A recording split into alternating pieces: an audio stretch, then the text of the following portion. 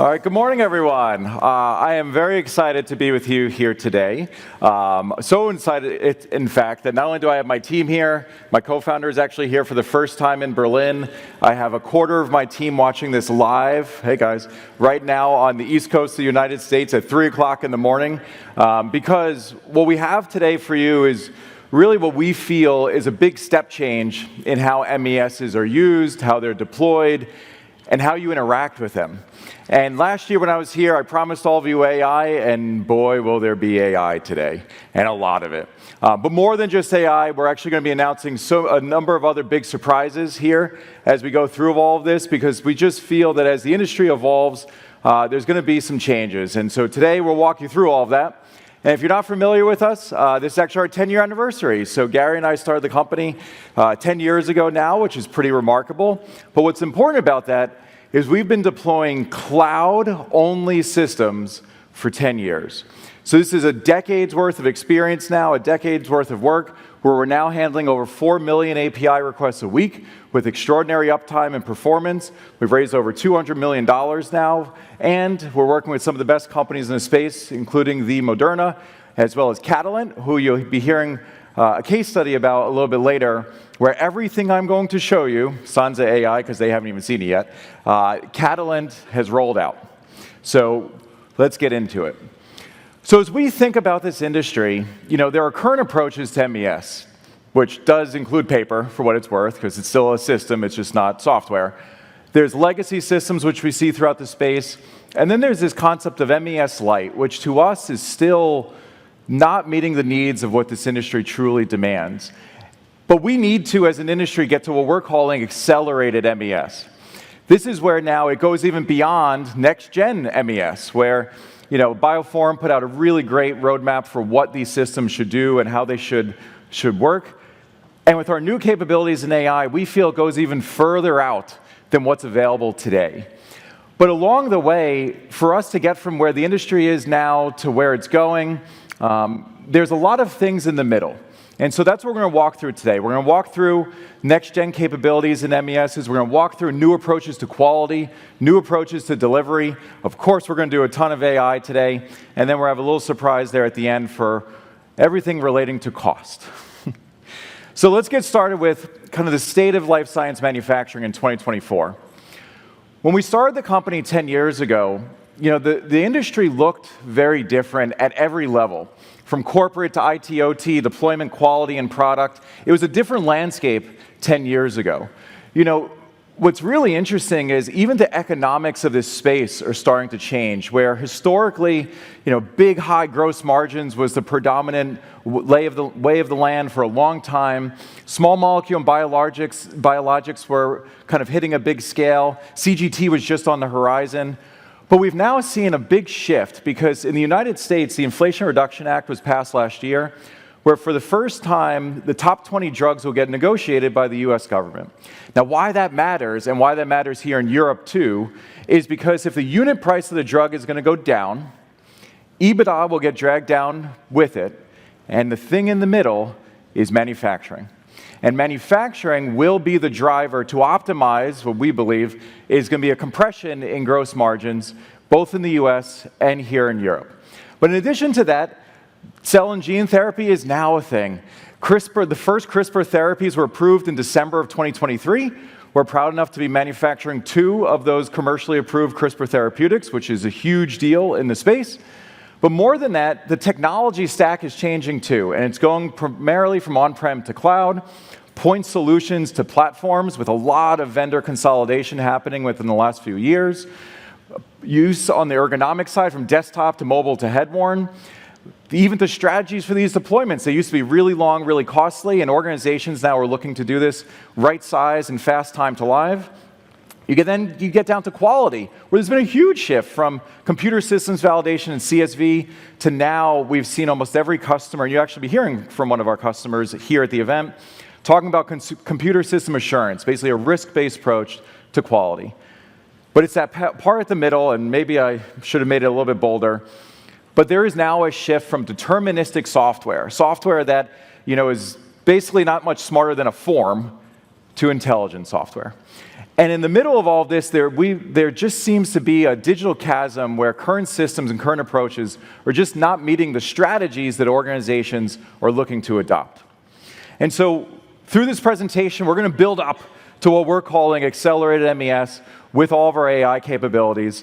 And we're going to start with next-gen capabilities. Because what's really interesting is we still don't see RFPs that include next-gen functionality. The overwhelming majority of the RFPs that we are a part of, we do not see next-gen capabilities listed. We don't see them highlighted. And, there's part of it which is it's possible that folks just don't know some of this stuff exists. It's maybe hard to go from the bioform kind of outline and concept to practical application of it. But what we're going to do today is we're going to walk through these capabilities because a majority of this industry right now is still over here, where it's either manual, legacy, or simple cloud. And that, if we really as an industry want to get to where this industry is headed, we need to include true next-gen capabilities for high-speed new-to-product introduction, cell and gene therapy with a focus on gene therapy, platform consolidation, just like what was spoken about in the last conversation about the MES to automation to the LES to the subsystems, a connected network to stitch together all of your sites and teams in a single platform, and of course, AI. And so what we're going to do, we're going to get this started. We're going to start by taking a CGT T-cell expansion record, and we're first going to start without AI. And what's going to be a bit wild is that when you see this, and this will be unique in and of itself, when we get to AI, this is going to feel really stale. This is going to feel like an old way of doing things, even though these are next-gen capabilities. And so we're going to start off by, to enable faster iteration, we're going to take that paper record, we're going to augment that paper record and turn it into digital. Once it's digital, then we're able to actually interact with this with no code completely, absolutely no code. Then you can convert it into a highly complex and sophisticated MES workflow. But then we built something we call designer mode for in-suite authoring. So if the whole goal is faster iteration, faster cycle time, it's not just about a no-code recipe, it's about being able to make changes, not at your desk, but on the shop floor in real time. Because when you can make changes, you can adopt these recipes, you can improve them really fast, and be able to adapt to all the changes that are happening in your facility. Now, the next interesting thing is that the systems can't just be light MES. They need to be full-featured. You guys work on really hard things. So in this case, we really strongly believe that it needs to include next-gen features like kitting. Kitting is so common, yet it's not deeply embedded into an MES system. And so now you can have a fully embedded kitting capability where you just scan your kit, automatically consumes your material in one shot. But then not only that, weigh and dispense historically has always been a separate module. We've embedded it into the core workflow because your operators are constantly working through whatever tests that they need, and they just want an easy way to even do weigh and dispense. So the whole goal here is to be able to take a system that was previously very rigid and code-driven, turn it into no code, have it be really intuitive, and then layer in these advanced capabilities from there. And let me skip. In addition to that, though, people work with their two hands. Operators are on the floor, they're mobile, they are moving, and so a next-gen system is not just a web-driven system, but a mobile-driven system too. Because to have something to match the ergonomics and the mobility of the space is something that ultimately we feel will enhance the operator experience. And if you can enhance the operator experience, we've seen an increase in the reliability and the output of those operators. And so we've embedded native mobile directly into the platform too. Additionally, one of the big tenets of Bioform's MES of the future is to have review by exception. But it's not just review by exception, because when an exception comes up, it's sometimes often hard to tell exactly what was this exception, what was going on, how can I see? And so we've embedded capabilities with augmented reality to be able to actually take photo and video of what the exception occurred, and then that will be attached to your exception record. There's even a way where you'll see in the next screen to have live augmented reality. So if an exception comes up, in this case, where's Chris? Yeah, it was Chris's home. So, he was taking a picture of his pint glass, I see. Yeah, he did his best. But the point is, you can now use this technology so that when you're reviewing by exception and exceptions occur, you can then actually see the photo, video, and augmented reality of what happened to make a faster review cycle, a faster release cycle, because you just know what's going on. Additionally, there was a big talk last year about how to integrate these systems together. And so having a fully no-code interface where even SAP, which is historically a very difficult system to integrate, you go directly from SAP BTP, have it be fully integrated with no code directly into your MES. From your MES, then, you can actually consume all of your content. You can then integrate it with Pi just by setting your connection strings. So all you're doing is you're typing in the connection string that you have, choosing a tag for Pi, and this will automatically then send data to your data historian. Again, the theme you're trying to see here is that in the MES of the future, at Next-Gen MES Bioform document, it talked about seamless integration, no-code integration, really easy ways to be able to have these systems work together. What you just saw was Viva, and what you're seeing now is Blue Mountain. So we're actually announcing our partnership with Blue Mountain, which I'm very happy about. There he is. So we're very excited about this because now you have a fully no-code way to be able to integrate with now SAP, your data historian, your QMS, and now your asset management system as well. But this is where it's got to go beyond MES. MES historically has been just focused on manufacturing. But your batch does more than that. It's quality control as well. You have other integrated components. And so this is where then we've built in a laboratory execution system. So in the same flow, in the same batch record, in the same way your operators are using this, all of your quality control, test methods, all of that data can get integrated into your recipe. So when you're doing faster review and faster release, it includes manufacturing data and QC data. But it also includes now automation. So this is where there's going to be platform consolidation, and we feel very strongly about this, that your MES, which is historically your manual execution, your DCS, which is your automated execution, your lab systems, they might as well be on a different planet. They are all now going to be consolidated to a single platform because then all of that content, all of that data can be in one place, and that can enable a faster way in which your team can deploy these records, review them, release them, and ultimately adapt them for new products. But one of the big tenets of the next-gen MES features is to have multi-site connection. So we built out something we're calling the Connected Manufacturing Network. This is where you can have all of your sites and teams connected together and be able to transfer data seamlessly between all these different sites and teams. So your MES, which is historically installed at one site, now it can be raised up to an enterprise level to be able to transfer any content, be able to integrate these sites together, harmonize and standardize your records, and have it all be in one system.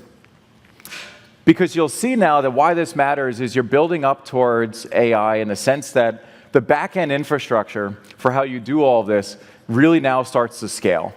So this is our cloud architecture that's fully containerized. It's all built in microservices, extraordinarily high uptime, instant updates and releases.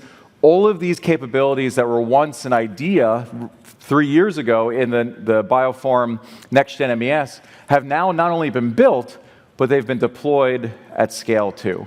So part of this is even if you don't choose Apprentice, I want you to leave this event knowing that this is possible, knowing that these capabilities do exist, and starting to demand that your partners and your teams input this, and the vendors, are including this in your RFPs so that you know this all works. Because then once you have this next-gen product, okay, and you can do these capabilities that were laid out in the roadmap, well, then you also have to take a new approach to delivery and quality too. Because there's been a big rise on the CSA side of things, a risk-based approach to quality. This big shift where it's the burden of doubt is effectively being moved on to the vendor, and you're trusting the vendor as you're going through and validating your system. Now, what's interesting about this, what we've learned, is that the traditional IQ, OQ, PQ process actually isn't enough to enable CSA. Because if the whole goal is to trust the vendor, go through, review how they're handling things, and ultimately then you leverage that to be able to deploy your systems, What we found was that the IQ and OQ wasn't sufficient enough. So we added on something we call our certificate of conformance. We are now sharing every single test case that we run internally with full transparency to our customers. All, I think, 5,000 or 6,000 automated tests that we run across this thing, every single result. Because to us, in order to move to a risk-based approach, you must have the confidence that your vendors are testing this software to a level that meets your quality bar. And so I really hope that when you're interacting with your vendors or you're thinking about new vendors, that it goes beyond just a simple list of test scripts, which you still have to do. You still have to do your IQ, OQ, and PQ, even though we provide the IQ and OQ as part of our Val Pack. But I also recommend that you start asking your vendors to share with you all of their test cases, all of them. Because we are sharing now every test case we run, every failure that we have, every deviation that comes up, because this ultimately will be the basis for how we can trust deployments, trust upgrades, and ultimately deploy upgrades faster. We're doing now 4 releases a year, major releases a year, and our customers are upgrading 2 to 4 times a year, and this is how they're doing it. Additionally, the strategy for how sites gets rolled out, or MES gets rolled out, we feel has to change too, because historically they've always been sequential. Site 1, Site 2, Site 3, Site 4. Instead, we developed this concept called group activation, where you prove it out at your first site, and then you turn them on at the rest of them simultaneously. And that may sound a bit extreme, but this has been proven. We've actually now done this with Catalent. So Catalent is one of our longest-serving customers, one of the best customers that we've had throughout these years. And so Catalent, if you're not familiar with them, they are the leading CMO in the world. They have over 17,000 employees, 1,000 customers. They're pumping out 150 new products a year across 50 manufacturing sites. And their leadership team had a very clear vision for digital, very clear. They wanted to be able to, of course, support manufacturing, that's obviously kind of at the core of this, and serve their patients and their customers. But they want to streamline their customer and sponsor relationship. Basically, how can I review and release records digitally, 100% digital? But they also want to progress really quickly and really cost efficiently, because traditionally the MES model has been long, it's been expensive, and they just wanted to take a new approach to all of this. And so they partnered with us, where then they've now deployed this simultaneously. They group activated 6 sites simultaneously.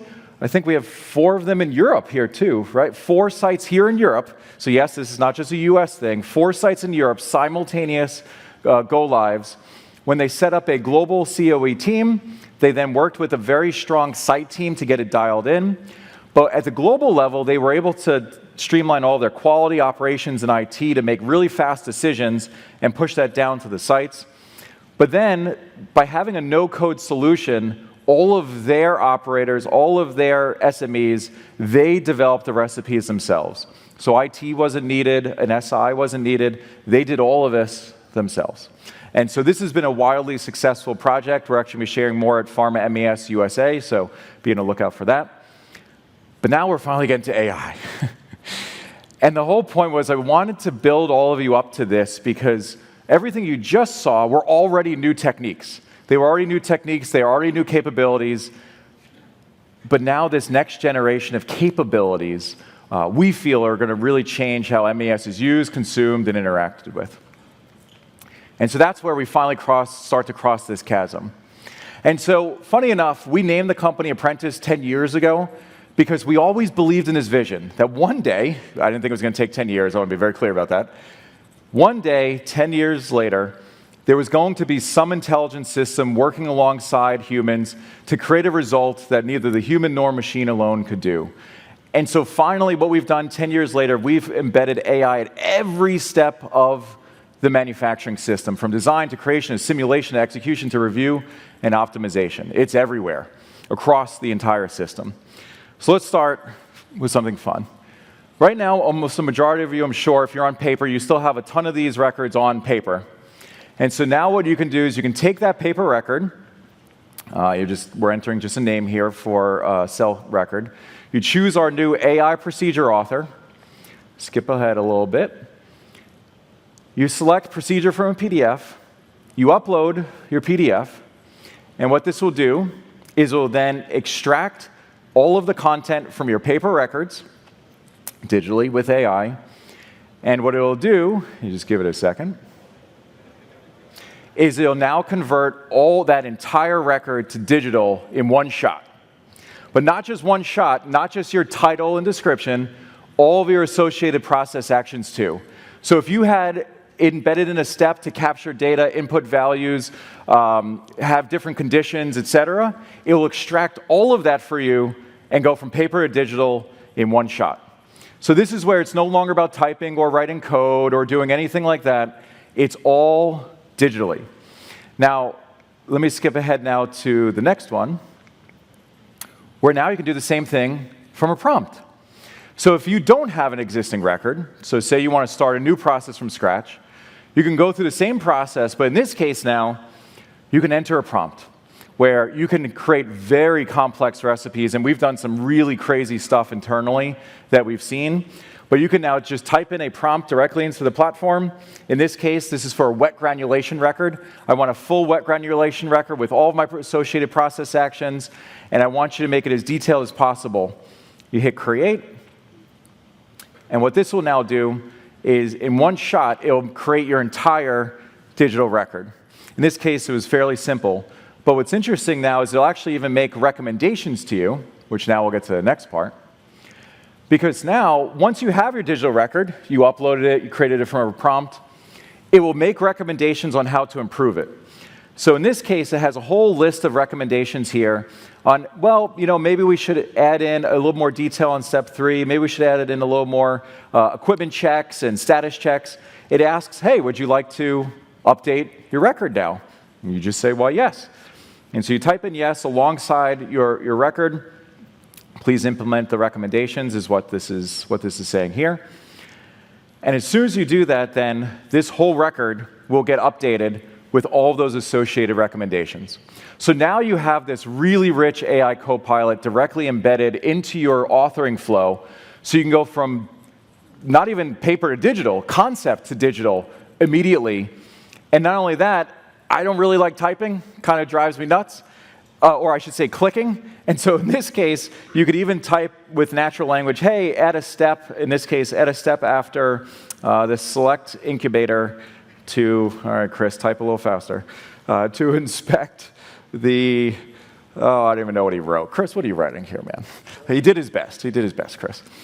But anyway, the point is then it will interject that series of steps directly into your recipe in real time. Okay, so if you have your record, you got it digital, you made your changes. One of the biggest issues that we see is testing. Testing is really difficult. Testing takes time. It's manual. It's lengthy. There's prone for lots of issues that come up. And so we built in fully simulated AI-based runs where you can now test all of your runs digitally with AI. So this is here where we're going to go through a happy path. You can actually choose the experience of the operator, whether you want a new operator or experienced. You can set a standard deviation for how long this simulated AI operator will execute. And then when you run it, it will actually fully simulate that whole record digitally. And so in this case, it took 1 hour and 15 minutes. Every record is fully simulated, or every value is fully simulated and created. The amount of time that it takes is simulated as well. So if you want to test to see how long will this record take to run, what will my values look like, how will I think about all this as it's being created, all that now is done with AI. But we're not done. There is so much more. So now you get to the shop floor. So your operators are now using this. Your operators are going to use this now. And so they now have a copilot where Ask Apprentice is here on the execution. And so this is a big deal when second shift comes in. A lot of the runs our customers have are multi-shift. They take a while. So in this case, he's actually asking, hey, I'm on a new shift. Can you summarize for me what happened the shift before? So now you have full context awareness for what is actually happening in your production manufacturing. And your operators now have full visibility into everything that's happened prior to when they came in and they got on that shift. So here's a nice little summary. He's also asking, have there been any exceptions? Have there been any exceptions so far? And why, yes, there have been a series of exceptions. There was a cleaning exception, a calibration exception, and he's also asking about which values were captured, basically what were the trends as I was executing all of this. Now that's on the web, but we also have this capability on mobile too. On mobile, it's really nice. It's a very native mobile experience. It feels like you're using your iPhone because it is. It's a native iOS app. So the chat interface for your operators is really, really slick. And this way, they now have access in a natural language interface to be able to interact with any of their data, any of their content that they want right on the shop floor in a very easy interface. OK, so let's keep going. So then once they've actually executed, your record is done on the shop floor, you need to review this. You need to review it, and you need to be able to ultimately release this. So what we also have now is once your run is completed, and this is our summary view, so these are all the values that were captured, we also then provide for supervisors and reviewers a nice little summary card, because especially we have some customers that are running like 20 to 30 batches a day or even more. Where's Matt? Yeah, how many batches is Italy running? A lot. Even more. Yeah, OK, a lot. And so the point is, having a summary card allows you to very quickly understand what's going on in this run, what were the exceptions, and as a reviewer, I can actually ask questions about it. Were there exceptions? What happened here? How do I think about this? How can I ultimately review and release faster? But now once you're done, though, the whole goal is to iterate now. As an industry, we must iterate. We must evolve our recipes. And the best way to do that now is we have this capability now with AI, where now we have this new tab called Recommendations. Now, what's really interesting about this is it actually noticed that this step, there was an issue on it. So it knew that there was an issue at this step. So for the mixing ingredients step, it noted that the equipment was getting old and should be replaced. Thereby, we should adapt that step to use a different piece of equipment or have a different condition associated with it. So it's smart enough now to actually be able to take what happened when you're running and then make recommendations based on top of that, because it now knows and has full context on everything that was happening on the shop floor. What do you guys think? It's kind of cool? Yeah. All right. So I would be remiss to not bring up augmented reality, because AI is one part of the equation, but augmented reality is too. And so we've embedded AR at every part of the process, from remote collaboration to Technique Media to Vision Pro, natively running on the Vision Pro. But I have one more thing to help accelerate MES. One more. Because cost is often a really big part of the overall equation. How do these systems get deployed? How fast? What are the resources? And historically, everything I just showed you was hidden behind a sales process. You typically have to call a sales rep. You have to go through a whole demo process. You have to go back and forth. Sometimes you have to even spend money before you get to a POC. So today, we're actually announcing that we are offering now a free trial directly from the website. So if you want to take out your phones, everyone here has access to a 30-day free trial. So everything you saw, even if you're not an Apprentice customer, I highly, highly recommend that while you're at this show, try out the new AI capabilities. Because all the new AI capabilities, which are completely embedded in all of this, will allow you to understand how are these systems evolving. How do I then want to work with my vendors? How do I want to work with my partners? And so this has no sales. Like literally, you just sign up on the website, a form, and you get an email. You are not talking to humans.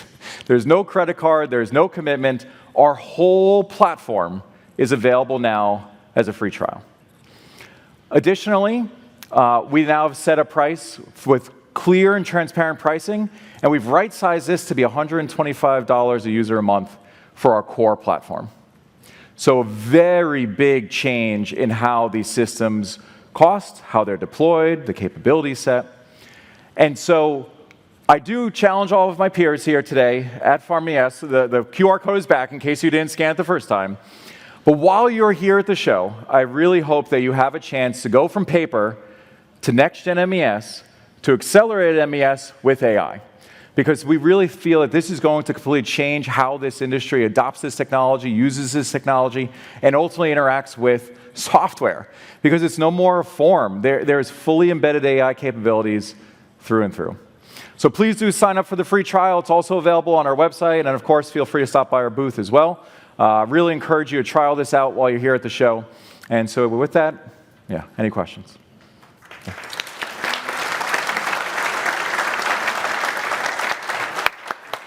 Thank you, Angelo. So, do we have any questions? Yep. Yep. Okay. Yeah, sure. So my question is, obviously you've got MES and you've got manufacturing on the ground floor, and you're going to be automatically listing any issues. Are you collecting all the data from all the critical process parameters and trending? So the question was, while we have a lot of the data on the shop floor being used for a lot of the AI and the recommendations, et cetera, are we also capturing all the CPPs and CQAs that are coming off? And the answer is absolutely yes. Because the interesting thing is that's why we built out this automation capability too. Because for our gene therapy customers, our cell therapy customers, a typical DCS is too heavy, it's too much. So by having both manual and automated execution in a single platform, all of your data then is there and it's context aware. So your AI now knows about all of it. It knows about all of your automated data, all of your manual data, all in a single recipe, in addition to your lab data with our laboratory execution system as well. Okay, so for like a biotech process with a sterile filling, do you collect all the parameters from the validated sterile process? So the question was, say for like sterile fill finish, do we collect all those parameters for everything? And the answer is absolutely yes. So the whole system was designed so that all of your data as you're going through, whether it's manually collected or automatically collected, and whether you use our automation system or traditional DCS, it's okay. All that data then gets brought into one system, but we also have it where it's global. So the global CMN system has full context awareness of your whole company, internally and externally, if you work with a contract manufacturer, for example. So please, if you have questions, go for the microphone, because I think everybody will enjoy that a little bit more. Angela, a question regarding creation of recipes. So you go down in some material and train the wonderful AI to build those recipes. So what kind of training do you do there, and how are your customers engaged in that experience share? Yeah, let me just back up because I glossed over it very quickly. But training, we feel, can really be supported by a lot of these augmented reality capabilities. Because when you embed technique media, not just what to do, but how to do it, you can really help enable and support training. Now, whether they use this or not, we also have training runs that you can also run in the system too. And that way, whether you take kind of a traditional approach to training or a very rich approach to training, both options are there. Okay. So, cool. What other questions? Yeah, so I was wondering when you try to sell, when you are trying to sell your platform, what are the challenges you meet when you reach out to highly regulated companies? Yeah, so what's really interesting is that, we've been doing cloud now for 10 years, a decade. We have a decade worth of experience deploying cloud with incredible uptime, high performance. Yet, if you go back to my one slide that I had about kind of legacy systems, cloud systems, and MES Lite, that's kind of where the industry is kind of at today. So, in our opinion, what really needs to happen is they need to include a lot of these next-gen capabilities. So much of the process is really a lot of education. We're educating customers, we're educating partners about what is possible, how you do think about a cloud system, how do you do manage upgrades, how do you train, how do you deploy, how do you validate. So much of our friction that we see is a lot of education. And so we've invested a lot in educating our customers for how do you have new ways for quality, delivery, deployment, upgrades, software, and now AI.